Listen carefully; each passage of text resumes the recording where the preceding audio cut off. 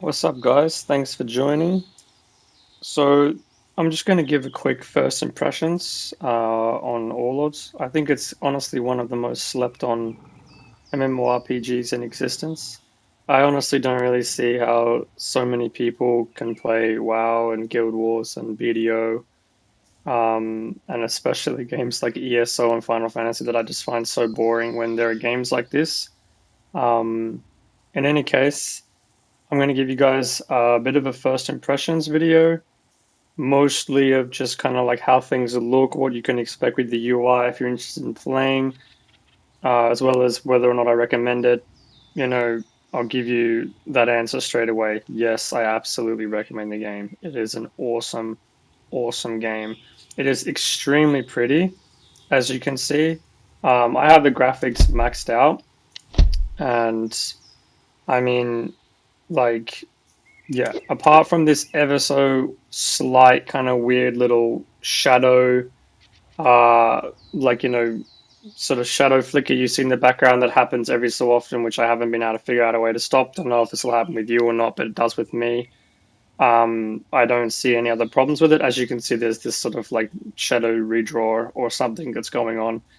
I'm getting 110. You can't really see at the moment. 110 FPS at the moment. But the main thing is the game is just super smooth. It's super, super, super smooth. I'm not using VSync. I have a G-Sync monitor. I could use it. I just couldn't be bothered turning it on at the moment. It doesn't really feel like I need it. I don't really get any tearing, at least from what I can see. Performance-wise, as long as you disable the game's own hidden in-game FPS limiter, you should have no problems with lag. Very quickly, if you don't disable it, look at how pretty these butterflies are. This is super nice.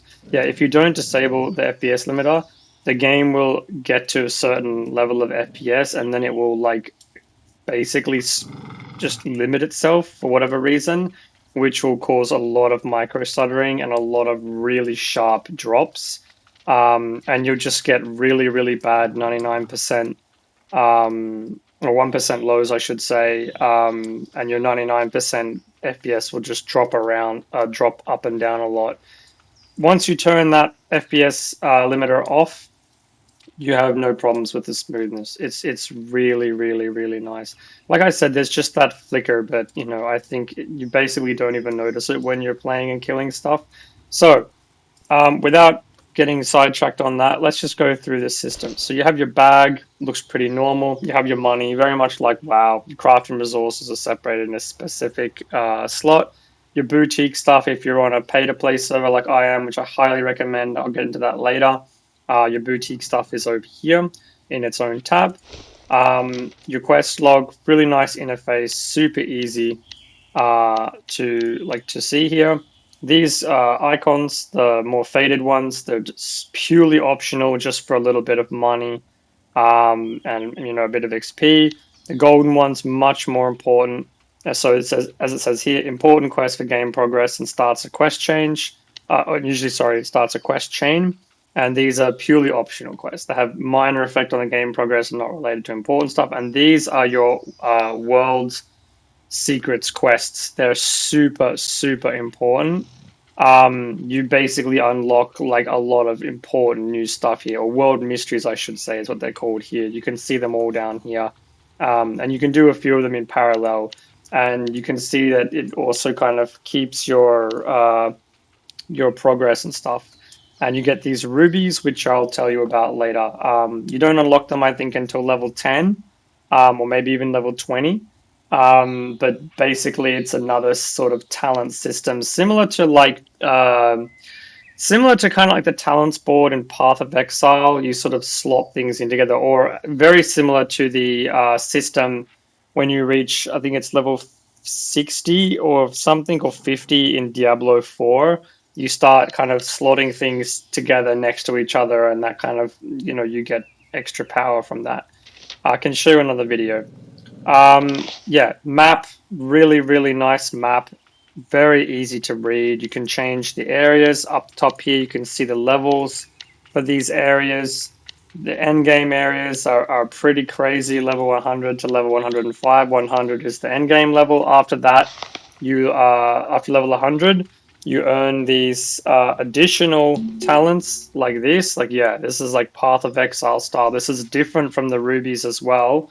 There's in-game guides for basically everything, which is super interesting. It's just like there's so much information here, so you don't need to be worrying about whether or not you're going to understand these things. You get experience modifiers and so on. There are daily things to do for upgrading this. You can get up to like level 300 something, pardon me, if you follow this whole thing all the way. Character screen, very similar to WoW. Your valuables and stuff are separated here, makes it super easy to find things. PvP stuff is here, including your reputation. Yes, there's a reputation system similar to WoW. As you level them up, you can basically buy better things from the quartermasters, most of which seems to be kind of useless. You generally seem to get better stuff from doing quests. The game is very low on the grind, extremely low on the grind. Basically, you do quests. Like, that's it. You can, like, if you play the free to play version, which I absolutely don't recommend, because the pay to play version is literally only €4 a month. It's 3 times cheaper than World of Warcraft, a lot cheaper than buying all the expansions from Guild Wars, a lot cheaper than buying the expansions and paying the monthly fee for Final Fantasy, and a lot cheaper even than, ESO Premium or whatever. Um, yeah, if you if you like pay the monthly fee, you get mounts automatically. You get gear appropriate for your level automatically, so really no need to go to quartermasters. You get a mount already at level 6. It's only a 40% speed mount, but it's still pretty nice. It's a nice mount. You can get other ones up to 155% speed. There are no flying mounts, unfortunately, but you can get up to 155% speed mounts. They're the legendary ones later on, and some of the mounts have additional little skills, like they can dart forward or they can smash enemies out of the way, even. Kind of almost a little bit like Age of Conan Unchained. It's pretty cool. Um, yeah, you have other stuff. Let's go through the spell book. Your spells, again, very similar to WoW. You got your passive abilities. Everything is just really nicely put out here for you. Like it's really, really nice. Temporary skills you can get. Achievements, you don't get anything for these. In WoW, you can get a couple of very small kind of bonuses and things. I think the only thing you really get out of these are titles. That's pretty much it. And you get these points. And that's basically it. There's not a whole lot else you can really get. Yeah, tons of mounts. I can only show you this one at the moment. I don't think it's possible to look at a catalog and see all the mounts in the game. But there's tons of skins for each mount. Some of them you can't get anymore because they're actually, how do I say, like they were only obtainable via, let's say, like a collector's edition, which was actually a physical collector's edition that you could buy, however many years ago from a GameStop or whatever. But some of these skins are really cool, and as you can see, there's quite a few of them, and there's quite a bit of effort that's gone into these. I mean, look at that one; that's really cool. That one's also really nice. And then, I mean, this is pretty sweet. Looks kind of like the Zalandari or something like Zalandari themed, like if you're into WoW. Yeah, even though it says that this is unavailable, it's only unavailable because I haven't obtained it. But you can actually get this from Tropical Atoll, which is actually an event that is happening right now, from the 1st of August to the 3rd of November. And it's actually one of the ones you can get. And once you get this mount, you get the color pattern for it. If you've already obtained this mount, you get the Tropicana color pattern, which I obviously already have. And then it's going to be 4 times faster than my current mount because my current mount is only 40%. There's also this 155% mount here. This is a legendary, it's orange. It's a legendary mount. As you can see, it can fly for a short time, cover great distances, and the rider takes no damage from falling, which is a pretty sweet effect. Otherwise, these mounts don't have any special ability. I think it needs to be a legendary mount for you to have that. There's three other mounts you can get. There's the Cyclone's Feather, which gives you a Griffin, the Summer Wolf's Collar, and the Sunny Steed's Bridle. So yeah, I'm pretty sure if you don't already have this mount, though, you only get the you just get the mount. I'm not sure if you get the color pattern or not. I'm not quite sure how it works. I'm pretty sure you get the color pattern no matter what if it's a special color pattern. In any case, yeah, I'll keep going. Wardrobe, plenty of cosmetics to unlock. It's really, really cool. I'm currently wearing this cosmetic. Normally, I look a little bit different. So normally I look like, where is it? Preset. Okay. How do I take it off? I thought it would be maybe here, but it doesn't look like it. I'm still learning my way around this. It should be able to reset it, and then there we go. So this is what I normally look like. Pretty boring. And this was just something I got with the boutique for free. So it's nicer, so I'm wearing it. Trophy drawer I can't do at the moment. There's no active drawers. This is the settings. Plenty of settings to go through here. You can change a lot of interface settings. You know, really, really nice. Hotkeys, fully rebindable, no complaints. Yeah, master volumes and so on and so forth. Details, I've maxed everything out, including even the experimental dynamic shadows. No problems whatsoever. Basically, it doesn't matter if you change any of these settings. Like, even if you go to low graphics, you're not going to really get higher FPS or lower FPS or whatever if you go up, because the game is single threaded. Don't let that stop you from playing the game. As I said and as I've shown, the performance is fine. As you can see here, I'm getting about 120 FPS up the top here. That should show up on the video. Yeah, I'm using the Steam version. There's also a version you can download from their launcher, as far as I know. Yeah, that's that. Tips. It has an in-game tips system, which shows you how things work, how to join parties. They basically pop up with new tips as you kind of get to new things. It's really new player friendly, how to loot stuff. Group searching for things, so you can do group searching for your dailies, for your goblin ball. That's like a cool little tournament thing you can do to make tons of money in. For dungeons, same as a dungeon finder. You got your tank, your healer, your DPS. You got raid finder. It's pretty awesome. Notice board for other notices, looking for groups, so on and so forth. Order, I can't use that at the moment. Guilds, information, social information for friends list, and at level 10 you can participate in some events that are going on. The game also has tons of quality of life improvements. You can increase and decrease the font sizes here and stuff. It should show me the dark background here, but for some reason, there it is.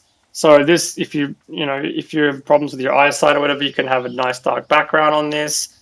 You can decrease the font size if you find things a bit too big. You can sort by quests in the area, only track quests. You can find quests in your area, which is awesome. Like, you don't even have to really go looking for them, which is really cool. You can just see what's available. You can turn object highlighting on, which gives objects this sort of Path of Exile, Diablo style kind of aura thing, so you know what you can interact with. So obviously these are enemies that don't aggro if I walk right through them or near them. And these are enemies that will aggro me because they're in red. Yeah, basically you can also sort of use this button, it's T, normally, to see if there are any objects you can interact with. So if I was on a quest, there's a quest I can actually interact with these little hidden chests, and I need to gather them.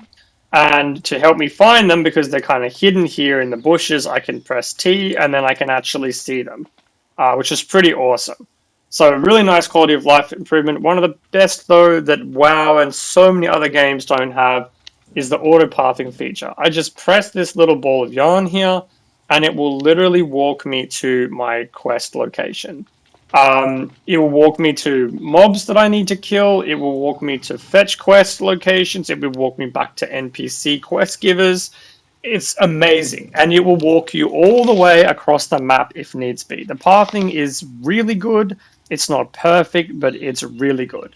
It will also mount you when it can mount you, and it will dismount you when it can dismount you, when it needs to dismount.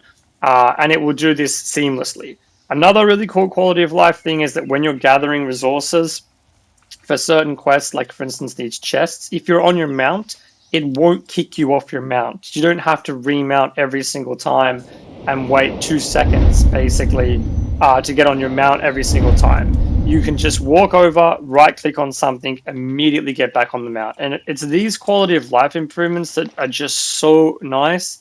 And it just makes the game feel like the developers over the 10-year period that they have made this game have really, really kind of thought about ways to make the game, pardon me, more accessible. The last one to talk about, there was one last thing I want to talk about. There's emotes in the game as well. The UI is like customizable. You can move things around. You can move pretty much everything you see. You can dock and undock things. You can lock and unlock panels and stuff. If you get stuck, there's a unstuck thing. It teleports you back to a safe place. You get a movement speed debuff though if you're not uh, if you're not affected by this dead end effect, which is this effect that you get when your character can't move if you get stuck. I've had this happen once when using the auto pathing. When I used the auto path thing, I got stuck in an object and then I had to just sort of teleport out with this. Performance is great. Ping in the EU is fantastic. I'm in the EU, so the EU ping is fine.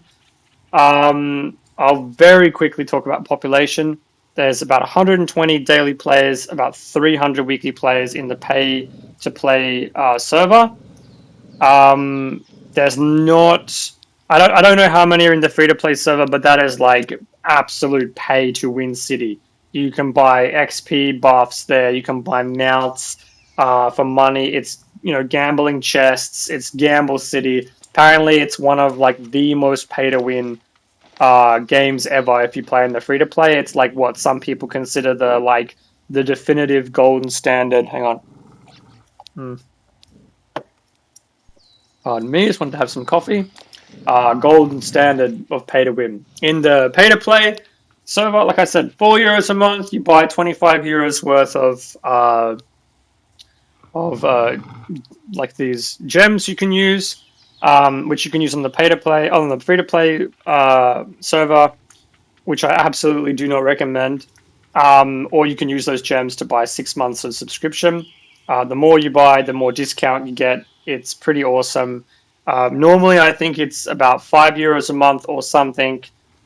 It already goes down to €4 a month if you just buy 2 months, and then I think it pretty much sits at about €4 a month. If you buy a 1 year, I think it goes down to €3 a month or something. I'm not really sure, but it's super cheap compared to Guild Wars and everything. Really, really cheap. It's tons to do. If you want to farm mounts, you want to farm raids. There's so much different zones, snowy zones, swamp zones, these sort of dark evil zones, dungeons, sewers, high peaks, these fractured Allods. These are all like the area that you're on is an Allod. It's like basically a floating place in space, in the astral plane, and that's pretty much what these areas generally all are. As you can see, they're all sort of floating. It's really, really cool. The game has a really interesting Soviet-esque and Russian theme, especially if you play the Empire. They're much more into that whole sort of thing. I'm playing on the League. As for the population, it's 10% more people in the League than on the Empire, but you should play whatever you want. I'll make other videos about each of the classes. I'll make other videos about the systems, about the talents and stuff. This is the talents here, just quickly. Very much like WoW's old kind of talent thing here. You put points in, you get 1 point per level. Some of them, if you want to get to level 2, you need 2 points. Therefore, you need to wait between a level. If you want to put all 3 points into something to max something out, you need to get 3 levels without spending any points, and then you can finally get to the last rank. Once you've got to level 10, I think it is, you get the rubies. Rubies you unlock through doing quests. I don't think you can buy them or get them any other way. I think it's just this way. Yeah, the talent grid is available from level 10, as you can see here. Yeah, so that's it. That's what I'll do for this video. It's already been a long video. Thanks for sticking around for so long. It's a beautiful, beautiful game. I'll make way more videos about this. As I said, I've decided to play this for quite a few months. I don't mind that the population isn't super high. I usually solo play MMOs anyway. The nice thing about the game is it doesn't have level scaling, which is one of the main things I hate about Guild Wars. It doesn't matter how strong you get, you go into a low level zone, you basically are scaled down to that level. I hate that. It means that in this game you can do solo runs of dungeons, all sorts of cool stuff. It's really, really, really awesome. If you want to farm for equipment and stuff, it's really, really good. The only thing I want to mention still is you can't really make money until you get towards the end game. So you pretty much aren't going to have a whole lot of money for quite a while. So yeah, but there isn't really a whole lot to buy in the auction house or anything at the moment anyway. So yeah, I'll make other videos about other mechanics and stuff. Thanks for sticking around, guys. Hope you have a wonderful, blessed week. And yeah, peace.